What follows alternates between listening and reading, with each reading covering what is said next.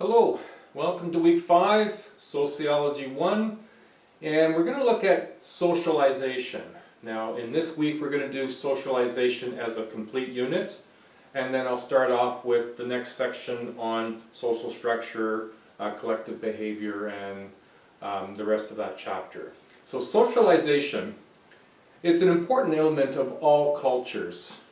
All cultures have socialization as a part of the society's growth and the cultural growth. And so sociology, in terms of how it looks at socialization, is how does a society or a culture bring up young ones and help the entire society become part of this society and part of this culture. And that's all part of how we grow up and how are we influenced to learn the things we learn to be successful and to survive in our own cultures and societies. So that's what sociology essentially is. It's this sort of lifelong becoming strong participants in our own culture and in our own society. And how do we go about doing this? We're going to look at agents of socialization.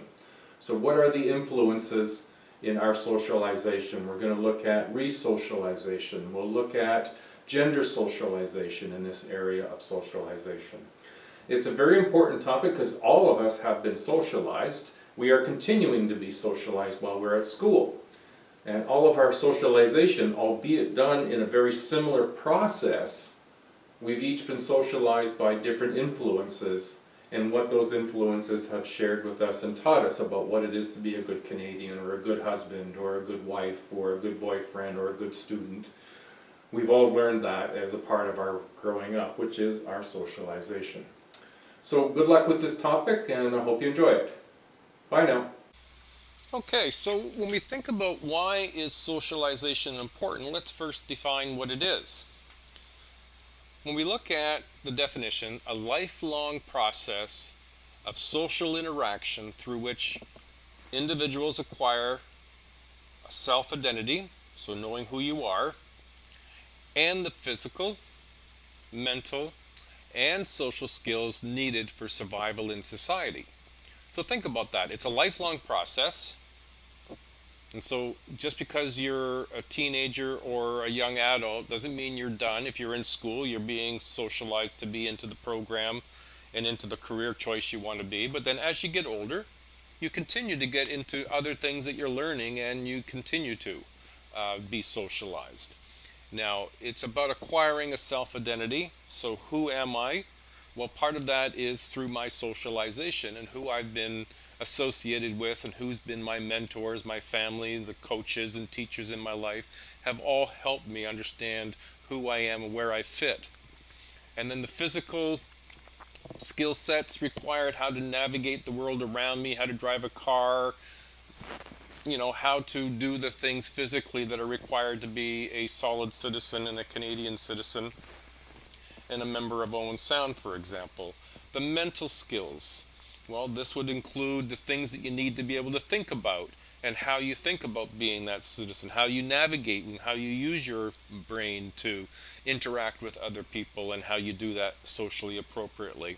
And then lastly, skills needed, the social skills, how you communicate with people you know well, how you communicate with family, how you communicate with strangers, all in which is aiming towards your own personal survival and successful navigation in society.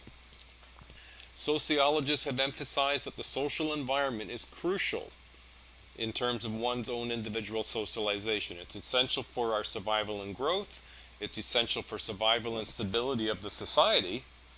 And the content varies from culture to culture. What I'm socialized to be here in Canada, the process of socialization is same in some other country, but what they learn is appropriate for their culture and survival in their societies. So what we believe about ourselves, our society, and the world is largely a product of our interactions with other people. Now, when we think about socialization, there are different agents of socialization, or people or groups of people who influence who we become. These are all the persons, the groups, or institutions that teach us what we need to know to participate in society. And first and foremost, one of the primary agents of socialization is family. Now, family is variable. And that is to say that we may have a variety of different definitions. There is the legal definition, there's a personal definition, there's a social definition. And so family can also be variable in the fact that some people are born and raised by the same parents throughout their life, intact families. Some are single parented, some are in blended families, some are parented by same-sex couples. And so family is a very big part of who we become and how it shapes who we are. The initial concept of ourself is formed from our family. We learn about our social class from our family. We learn about our ethnic background and ancestry. We learn about, the significance of geography. If you were born in the city, you learn something about life in a city that's different than what people who are born rurally live and what they learn. The difference between the East Coast and the West Coast and where your families are from and where you live all can contribute to in a significant part on how you're socialized and how you learn about who you are. Now, family isn't the only agent. We may start to see the impact as our first major institution, or second major institution, is schools. When you first go to daycare, you start to learn that you're not the only person in the world, and that you learn to share, you learn to negotiate, you learn to cooperate.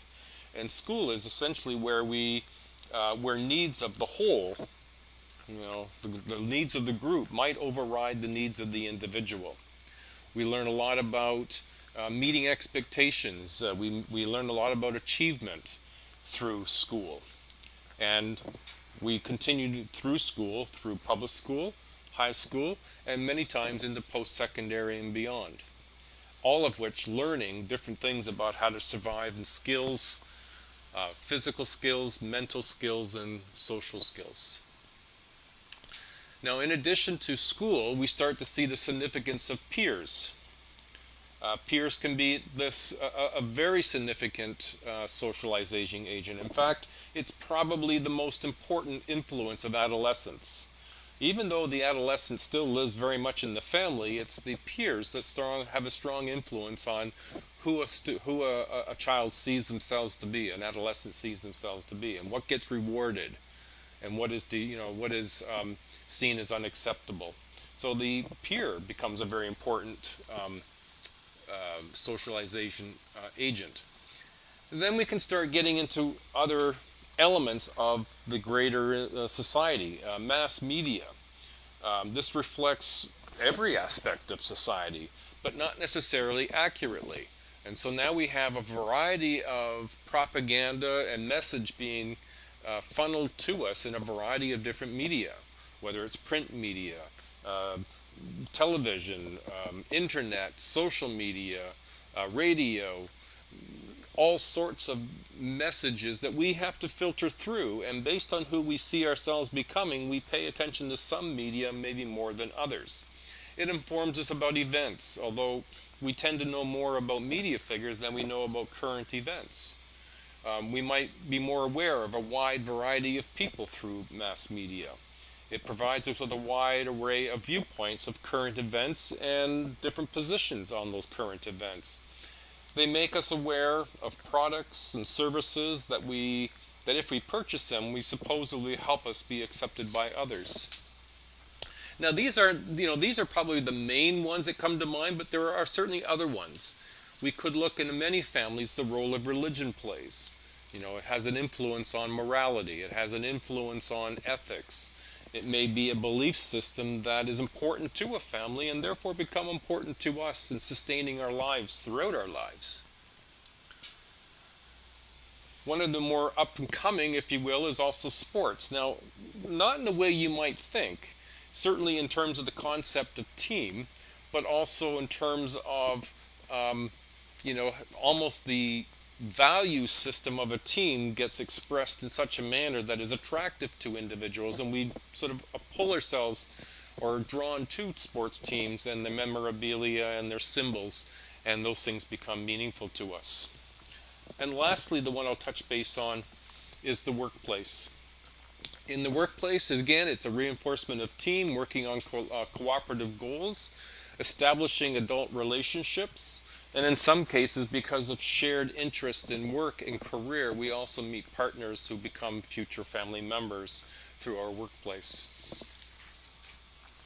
Now, what I want to go through a bit is look at some of the sociological theories around human development in regards to socialization. And the first I'm going to touch on is Cooley, George Cooley, and then I'm also going to look at, Charles Cooley, and then I'm also going to look at Mead as well. So let's first look at, there we go, Cooley. Charles Cooley, he came up with what we would call the looking-glass self. And in the looking-glass self, we imagine how our personality and our appearance look to others. We look to see others in their view of us. We imagine how others judge our appearance and how they judge our personality. We think if we think others' view of us is positive or negative, our self is either enhanced or diminished. And so this is the looking-glass self. And it's an important feature. Now, if the feedback I get from others tells me that I'm good, or my personality or my appearance is desirable, then I start to get a better appreciation for myself in a more positive way. Whereas if I get negative feedback, then this starts to shape some of my perspective of myself in a more of a negative way. It's important to note that our sense of self isn't something we're born with. There's no genetic, code for yourself. A baby that's born has no sense of who they are. And so we get a sense of who we are through the experience of the outside world. Now, George Mead, on the other hand, he worked with Cooley in the same sort of time frame, and his interests here had more to do with role-taking. That role-taking is a process by which a person mentally assumes the role of another person in order to understand the world from that person's point of view. Now, role-taking happens at an early age. If you go to a daycare and watch children play, frequently children will play house.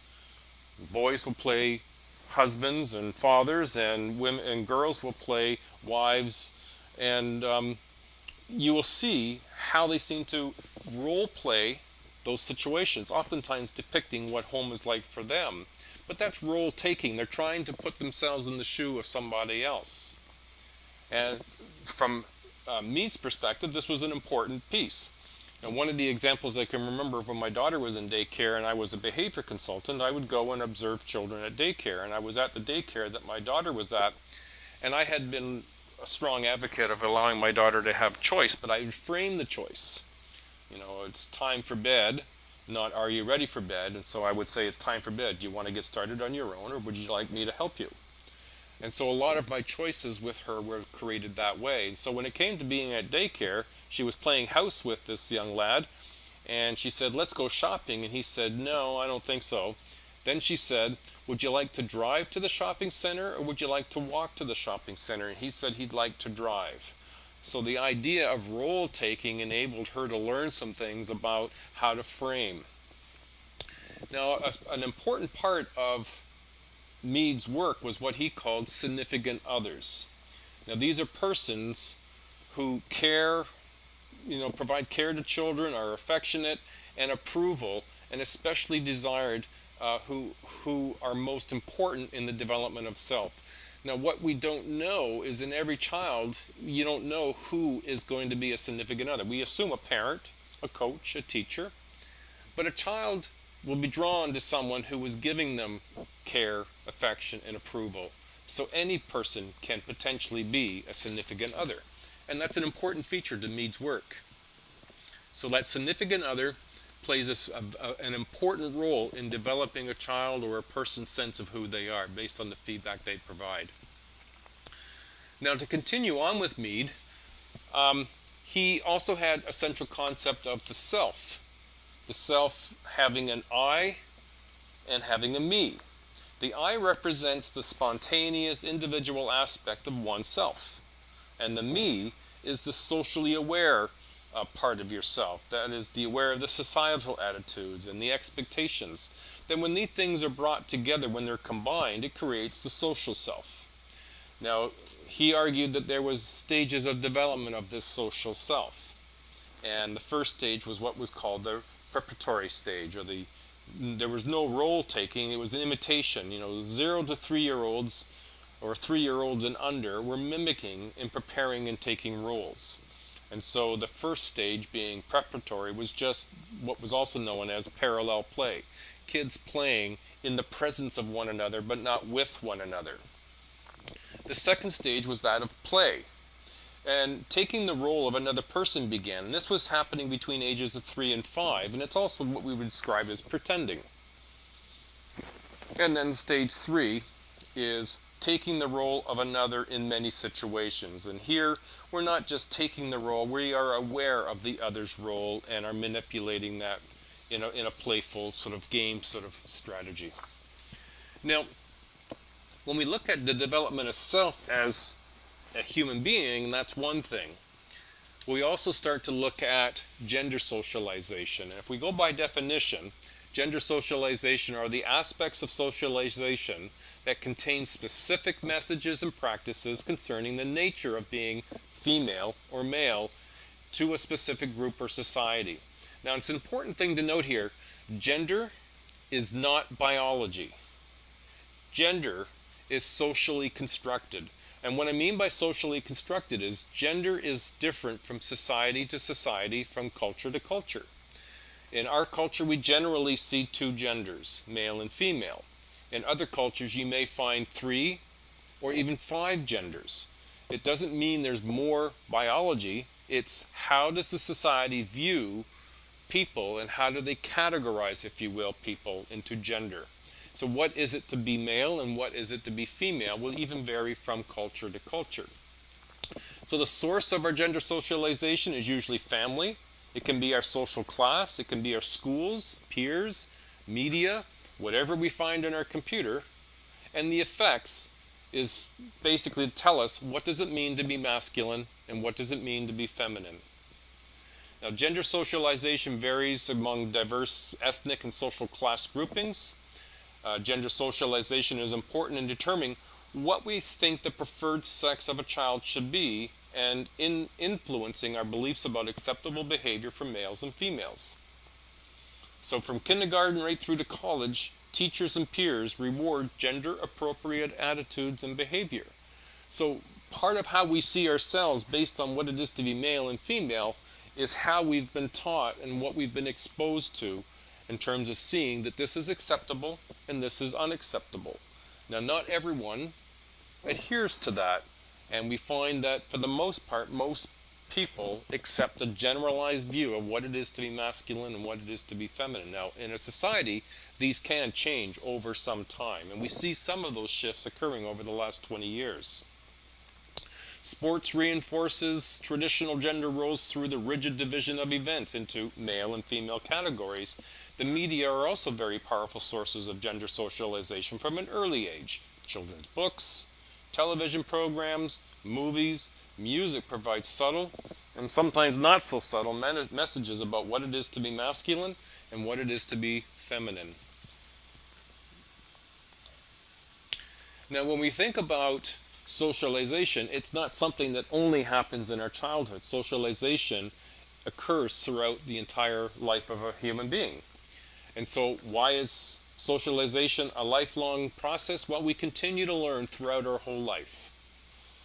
When we experience a change in status, going to university, we're learning more. When we get our first job, we learn other things that are appropriate for that environment. When we get married, we start to learn more about what it is to be married and socialize to what will be that step in that sort of part of our life. We learn a whole new set of rules, roles, and relationships throughout different stages of our life. And it's just a part of what we experience. Now, as an adult, we often choose.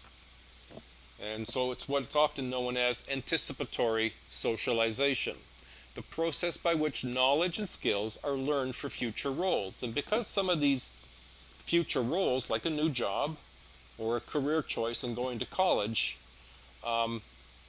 these are things that we choose to do. Classes can be viewed as pre-job socialization, learning how to do the job you plan on doing. Whoops, here we go.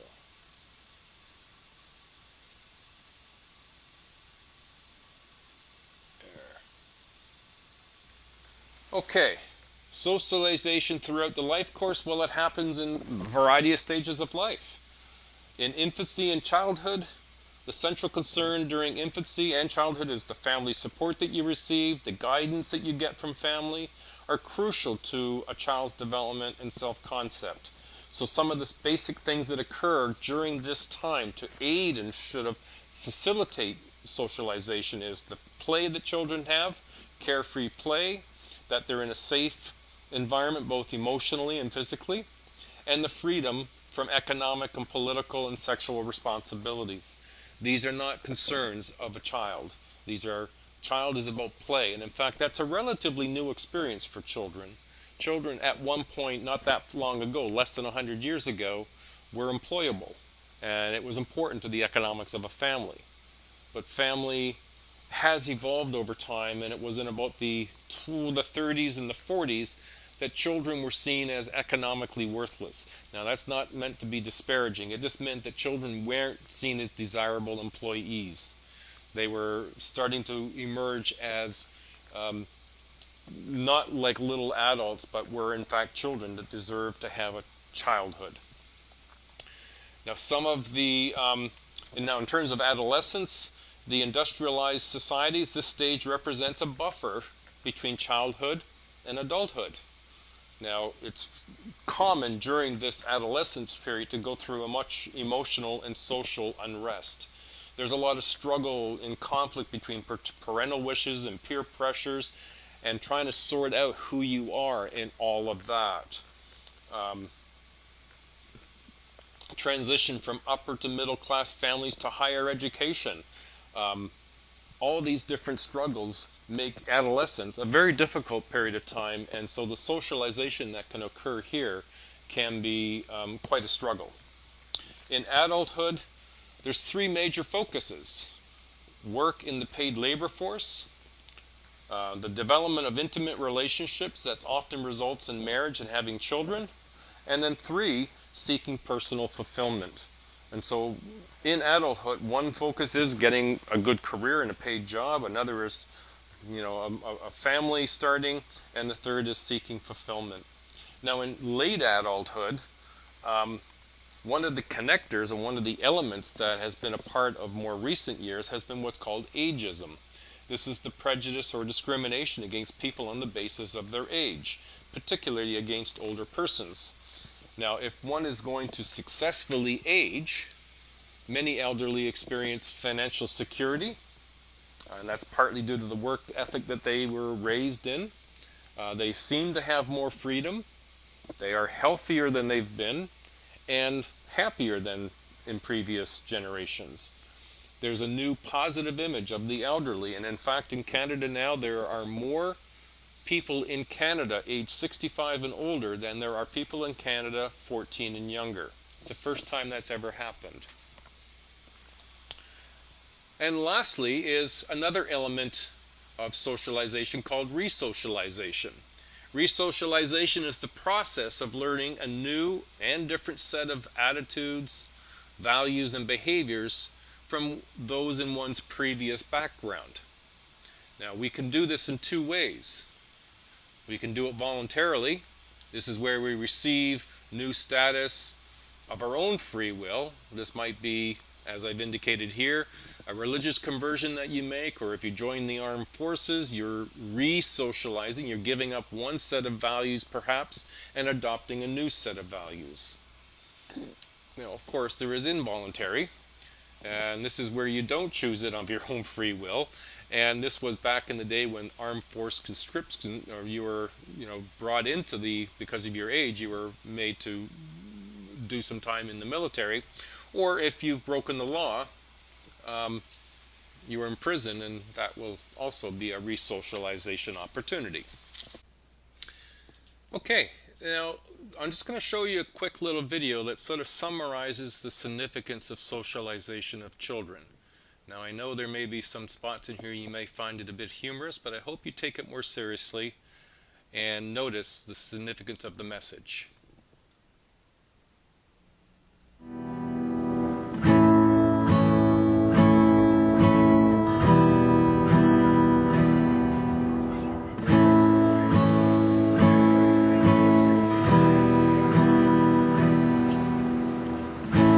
Looks like rain again today.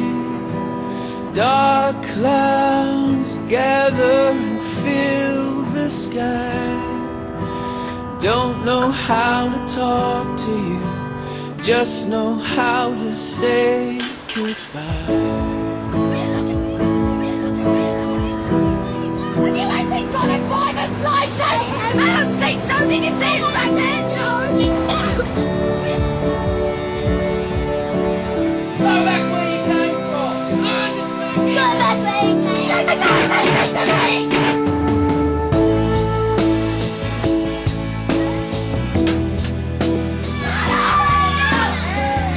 What's wrong with you, Harry? You don't want to think. I've had enough of you. I've had enough of you.